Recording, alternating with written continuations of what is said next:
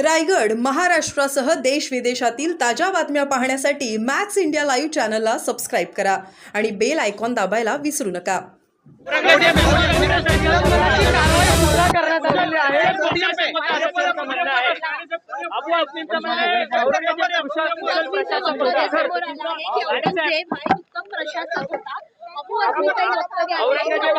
निलंबनाची कारवाई करण्यात आली आहे. सर अबू आझमीने बोललेलं आहे मंडळाच्या परिसरात त्यांनी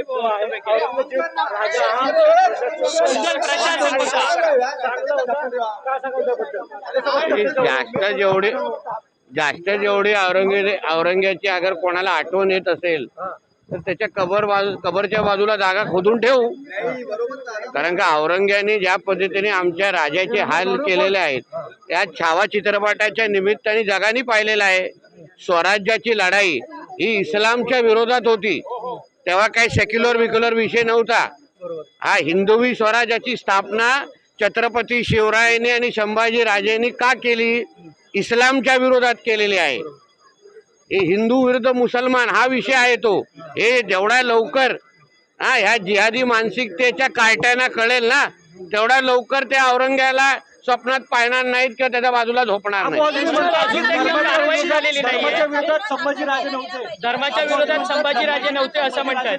जेव्हा औरंग्याने त्यांना मारत असताना त्यांना सांगितलं की तुम्हारा धर्म बदलो, तुम्हाला पाहिजे त्या गोष्टी देतात, तेव्हा ह्याच आमच्या संभाजी राजेंनी त्यांना स्पष्ट केलं की मी माझा धर्म बदलणार नाही.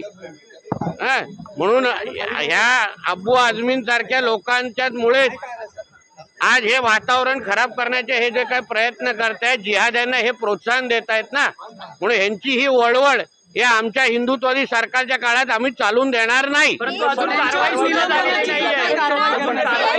कोणावर आता हाऊस चालू आहे ना, तुझ्या स्पीडने आम्ही कारवाई करणार.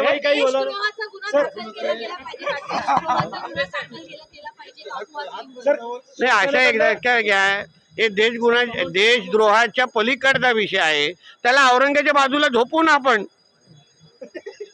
ती जागा घाणच आहे ना, तशी सगळी घाण एकत्र गाठली तर तो डम्पिंग यार्ड होतो ना, किंवा त्याला नाही तर त्याचा दुसरा पर्याय नाही. निलंबनाची कारवाई पुरेशी आहे का हे लक्षात घ्या. शेवटी आमच्या महाराजांच्या बद्दल विरोधात ही भूमिका घेणाऱ्यापैकी आहे ना, ह्यांना नुसतं निलंबनापर्यंत ठेवता कामा नये. म्हणून तुम्हाला बोलतो आता औरंग्याच्या बाजूला झोपवण्यापेक्षा मोठी कारवाई किंवा शिक्षा होऊ शकते का?